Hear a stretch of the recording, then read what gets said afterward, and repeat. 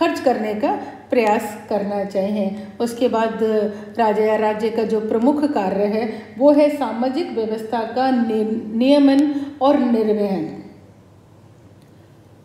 अर्थात यह है कि सामाजिक व्यवस्था जो होनी चाहिए वो भी राज्य के द्वारा या राजा के द्वारा ही संचालित होनी चाहिए। ऐसा माना गया है कि मनुस्मृति के द्वारा समाज को 4 भागों में विभाजित किया गया है, ब्राह्मण, क्षत्रिय, वैश्य और शूद्र। राज्य से अपेक्षा की गई है कि समाज के प्रत्येक वर्ण के सदस्यों द्वारा निर्धारित कर्तव्यों के पालन को वो सुनिश्चित करे। अर्थात ब्राह्मण, ऐसा माना जाता है कि राजा, किसी भी राज्य में राजा बीच में रहता है और ब्राह्मण उसके चारों तरफ रहते हैं। ब्राह्मण का कार्य होता है अध्ययन और अध्यापन करना। तो वो सभी जो भी आने वाले बच्चे हैं या जो भी राज्य के नागरिक हैं उन सभी को वो शिक्षा देते हैं, उनका अध्ययन करवाते हैं, खुद अध्ययन करते हैं और राजा को जब भी टाइम होता है, जब भी समय आता है, उनको वो सही सलाह देते हैं कि किसी भी कार्य को किस तरीके से करना चाहिए। तो ब्राह्मणों का कार्य यही है और ब्राह्मणों को जो राजा के द्वारा उनके पालन पोषण के लिए राजा को उनको जो भी दीक्षा दी जाती है कि उनके भरण पोषण का दायित्व भी ब्राह्मणों का राजा के ऊपर होता है। नेक्स्ट, ब्राह्मणों के बाद क्षत्रिय बसते हैं और क्षत्रियों का कार्य होता है राज्य की रक्षा करना। अर्थात कि राज्य की रक्षा करना ब्राह्मणों की, वैश्यों की या पूरे राज्य के धन की रक्षा करना क्षत्रियों का कार्य होता है। इसके वैश्य होते हैं, वैश्य का कार्य होता है कि वो कृषि का कार्य करते हैं और व्यापार का कार्य करते हैं। तो राजा को ये भी व्यवस्था करनी चाहिए कि वैश्य अपना कार्य कर सकें, यानी कि वो कृषि और व्यापार का काम अपने तरीके से कर सकें, जिससे दिनों दिन राज्य की तरक्की हो। और शूद्र का कार्य ये माना जाता है, मनुस्मृति में कहा है या मनु ने कहा है कि जो वर्ग सभी वर्गों की, बाकी के ब्राह्मण, क्षत्रिय, वैश्य या राजा की जो सेवा करता है उनको शूद्र का नाम दिया गया है। अर्थात वो उनकी सेवा करते हैं ताकि बाकी के दूसरे वर्ग जो उनके निश्चित कार्य या कर्तव्य हैं उनको वो सुचारू रूप से कर सकें। तो राजा को ये निश्चित करना चाहिए कि प्रत्येक वर्ण के जो सदस्य हैं वो अपना निर्धारित कार्य कर रहे हैं या नहीं कर रहे हैं, और जो भी कार्य कर रहे हैं उस कार्य से उनको कुछ प्राप्ति हो रही है जिससे वो अपने परिवार का भरण पोषण कर पा रहे हैं। उसके बाद मनु ने ये भी कहा है कि प्रत्येक व्यक्ति को जीवन में ब्रह्मचर्य, गृहस्थ, वानप्रस्थ और संन्यास आश्रम की पालना करनी चाहिए। ऐसा माना जाता है कि मनुष्य का जो जीवन काल है वो 100 वर्ष का है। उन 100 वर्षों को वो उन्होंने 4 भागों में बांट दिया है, 25-25 वर्ष, यानी कि 25 वर्ष तक एक मनुष्य को ब्रह्मचर्य का पालन करना चाहिए, उसे शिक्षा प्राप्त करनी चाहिए। जितना वो अपने तरक्की कर सकता है, शिक्षा प्राप्त कर सकता है, वो कार्य करना चाहिए। 25 वर्ष के बाद उसे गृहस्थ आश्रम में प्रवेश करना चाहिए, अर्थात शादी करनी चाहिए, अपनी आजीविका चलानी चाहिए और अपने बच्चों का भरण पोषण करना चाहिए। इस तरीके से अपने बच्चों का भरण पोषण करते हुए 50 साल का हो जाता है और उसके जो बच्चे हैं वो आने वाले बच्चे भी बड़े हो जाते हैं और वो बच्चे अपने आप को संभालने वाले हो जाते हैं। तो ऐसी स्थिति में वानप्रस्थ आश्रम में आ जाना चाहिए। वानप्रस्थ का तात्पर्य है कि अभी तक जो उसने शिक्षा और धन जो उसने कमाया है राज्य से, समाज से, अपनी मेहनत से, उसे समाज को वापस देना चाहिए उस शिक्षा को, यानी कि जो भी उन्होंने शिक्षा करी है, जो धन है वो दान में देना चाहिए। शिक्षा है जो उनको आगे शिक्षित करने का प्रयास करना चाहिए। इस तरीके से उसे 25 साल और बिता देने चाहिए। यदि वो उस 75 साल के बाद उसका जीवन काल बचता है तो उसे संन्यास आश्रम यानी कि जंगल के में चले जाने चाहिए। ऐसा माना जाता है कि हमारी प्रकृति के अंतर्गत बहुत सारी चीज़ें हैं और वो सारी चीज़ें हमारी जंगलों में ही हैं, पेड़ पौधों में हैं, वनस्पति में है।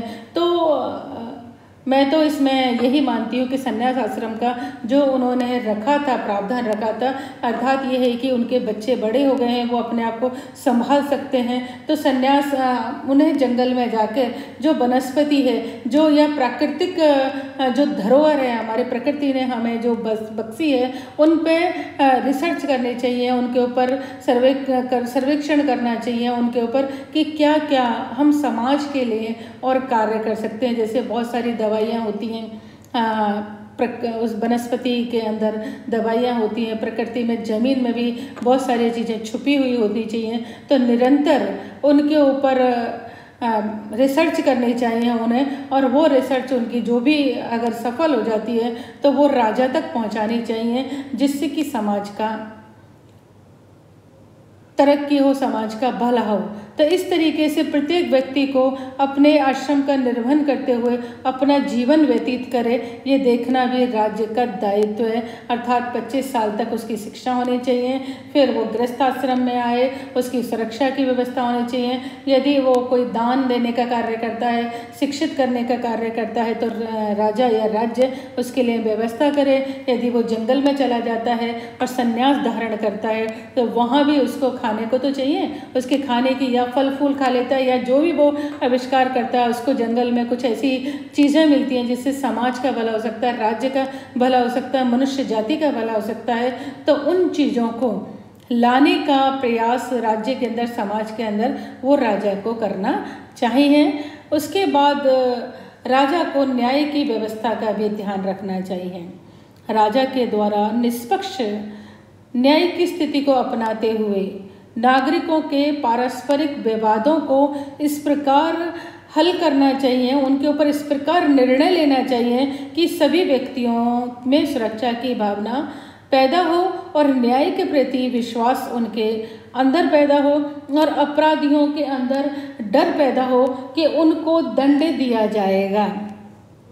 तो राजा को बिना किसी भेदभाव के, बिना किसी तरीके के कि कौन है, बिना किसी दुर्भावना के पूर्ण रूप से निष्पक्ष होकर न्याय करना चाहिए उसके ऊपर। यदि कोई रिश्वतखोर है, जुआरी है, धोखेबाज है, या कोई और दुष्ट है, या किसी भी तरीके के वो नागरिकों को शारीरिक रूप से, मानसिक रूप से कष्ट पहुंचाता है उनको, या उनकी संपत्ति को नष्ट करता है, तो ऐसे व्यक्तियों को दंडित करना चाहिए, उनके ऊपर भारी जुर्माना लगाना चाहिए, उनको सजा देनी चाहिए। तो इस तरीके से उन्हें न्याय की व्यवस्था भी रखनी चाहिए, ताकि यदि जो अच्छा न्यायी होगा राजा, जो अच्छा न्याय करेगा राजा, उसी ही राजा को की ख्याति ज़्यादा फैलेगी, उसी राजा के राज्य में अच्छी राज्य व्यवस्था रहेगी, शांति रहेगी, जनता के बीच में सुरक्षा की भावना रहेगी।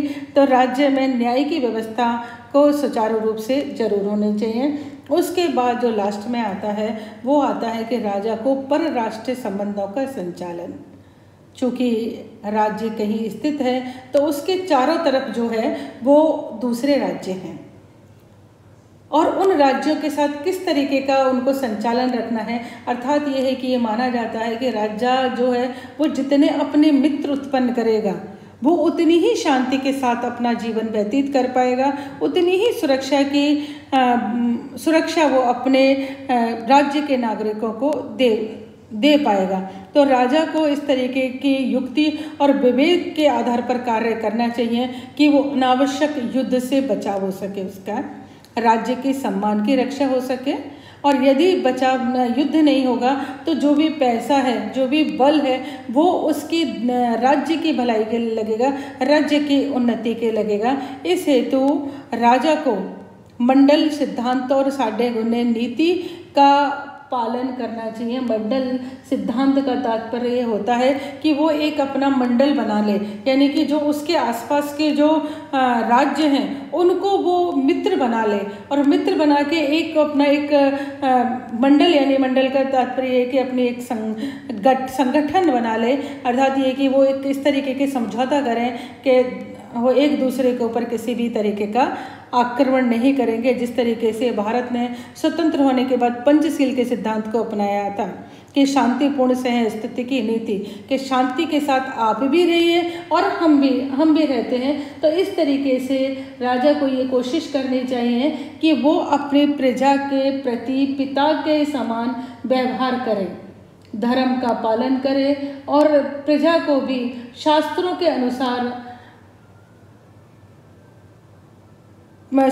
अनुसार प्रजा भी उसकी शास्त्रों के अनुसार अपने जीवन यापन करें, इस तरीके की व्यवस्था करनी चाहिए।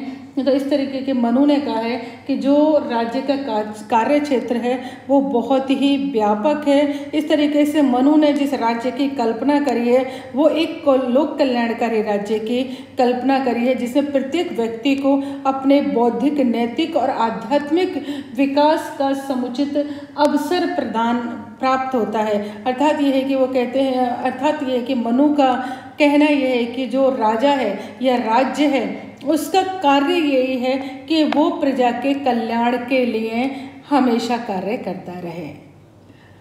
धन्यवाद।